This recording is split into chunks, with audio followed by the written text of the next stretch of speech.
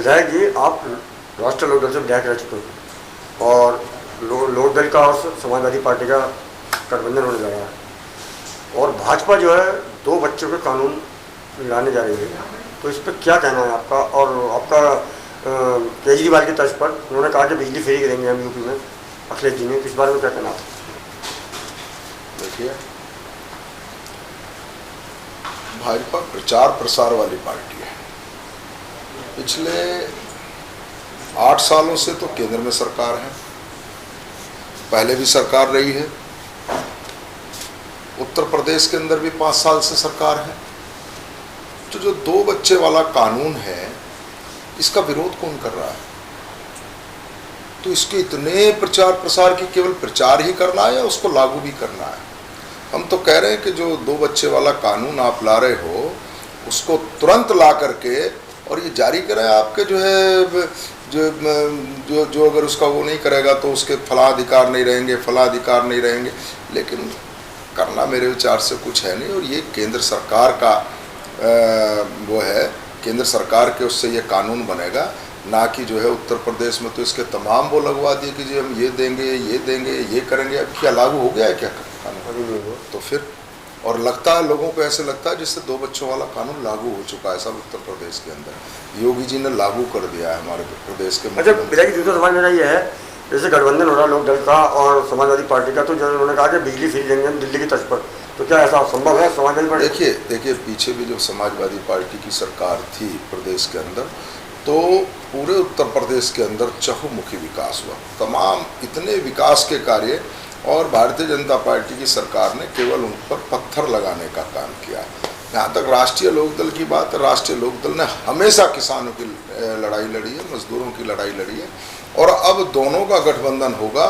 तो मैं इतना कह सकता हूँ कि देखिए, मैं इस स्थिति में तो नहीं हूँ कि मैं ये घोषणा कर सकूँ कि बिजली फ्री होगी और ये फ्री होगा, लेकिन जो हमारे नेता जयंत चौधरी और जो अखिलेश यादव जी, जब इनके दोनों का गठबंधन होगा, और क्योंकि ये वास्तव में किसान और मजदूरों के नेता हैं, तो निश्चित रूप से ये प्रदेश तरक्की करेगा और ऐसे संसाधन मुहैया कराए जाएंगे, और ये प्रचार प्रसार की बजाय आपको दिखेगा कि उत्तर प्रदेश प्रगति पर चल रहा है।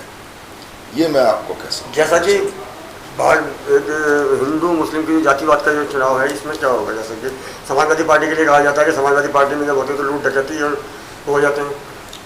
कौन सी समाजवादी पार्टी में लूट डकैती और वो हो रहे थे भैया? आज की डेट में रोज अखबार उठाओ, हत्या, अपहरण, बलात्कार, डकैती, लूट, इसके सिवाय कुछ और खबर मिलती है कि आज का भी अखबार उठा लो, कल का उठा लो, परसों का उठा लो, या फिर उसमें वो हंसता हुआ नूरानी चेहरा भारतीय जनता पार्टी के उन नेताओं का मिलता है। तमाम पैसा जो है वो प्रचार प्रसार और ऐड में ही जा रहा है। तो कहाँ, मतलब ये तो सब आप समझते हैं कि कौन सांप्रदायिकता की बात करता है, कौन दंगों की बात करता है। अब चुनाव शुरू हो जाएंगे, अब आप देख लेना ना थोड़े दिन में क्या होगा। अब जो है आप इस पे मोबाइल पे, चैनलों पे, अब आप वही सब देखोगे अब कि बस तनाव की स्थिति है, युद्ध छिड़ने वाला है, हिंदू मुस्लिम भी होगा, सारे ही काम होंगे। अब देखना आने वाले टाइम। किसानों के बारे में क्या कहना है आपका? जो 8 साल किसान पड़े हैं ना, वहाँ बॉर्डर पे पड़े हैं वो बेचारे, उनकी कौन आवाज़ सुनता है? अरे देखिए, शर्म आनी चाहिए। मैं कह रहा हूँ कि चाहे कोरोना काल रहा, सर्दी का मौसम रहा, तमाम हमारे देश का किसान, वो कोई पाकिस्तान से नहीं आया है, वो बांग्लादेश से नहीं आए हैं, वो हमारे अपने भाई हैं, हमारा किसान है, बॉर्डर पर पड़ा हुआ है। चाहिए था कि कम से कम देश के प्रधानमंत्री को यदि एक बार हाथ जोड़ करके ये कह देते कि आप मेरे किसान हैं, आप अपने अपने घर जाइए और मुझे 2-4 महीने का समय दीजिए, मैं इस कानून को लागू करता हूँ, तो निश्चित रूप से एक भी किसान उस बॉर्डर पर नहीं रुकता। लेकिन आज अहंकार देखिए इस सरकार का, क्योंकि सरकार किसी पार्टी की नहीं है, सरकार तो भाई देश के अंदर मोदी सरकार है, एक ही व्यक्ति की सरकार है, और वो अहंकार सर चढ़ के बोल रहा है। किसान की दुर्दशा है, मजदूर की दुर्दशा है, आज रोज़गार लोगों के पास में नहीं है।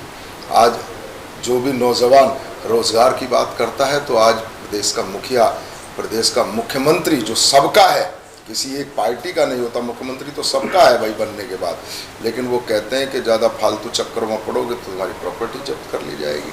तो किस तरीके से इस लोकतंत्र की हत्या करके लोकतंत्र में आप आवाज़ दबाने की बात कर रहे हैं। किसी को रोज़गार मांगने का हक नहीं है, किसी को अपनी आवाज़ उठाने का हक नहीं है, किसान को अपना हक मांगने का वो नहीं है। पूरे देश के जितने संसाधन थे सब धीरे धीरे बेके जा रहे हैं। बचा कौन सा है भाई? अब तो मुझे लग रहा है वो LIC थी, वो भी उसको भी जो है प्राइवेटाइजेशन कर दिया। मेरा एक आखिरी सवाल है आपसे, 70 साल बनाम 7 साल, इस बारे में क्या कहना आपका?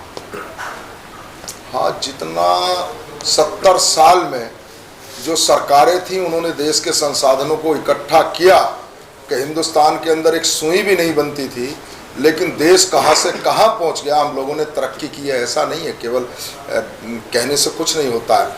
तो वो 7 साल के अंदर निश्चित रूप से वहीं पर पहुँचा दिया गया इस देश को जहाँ से शायद शुरुआत की थी। क्योंकि अब हम ये नहीं पढ़ पाएंगे कि भारतीय रेल पर हमें गर्व है। अब हम पढ़ेंगे Adani rail, Ambani rail, Adani airport, Ambani airport, क्योंकि जितने भी संसाधन थे तमाम एक एक करके धीरे धीरे तमाम संसाधन बेच दिए गए। तो फिर वहीं के वहीं आ जाएंगे। नहीं तो पूंजीपतियों की पार्टी है और पूंजीपतियों वहीं से काम शुरू हो जाएगा, वहीं पहुंचने जहाँ से चलेगा।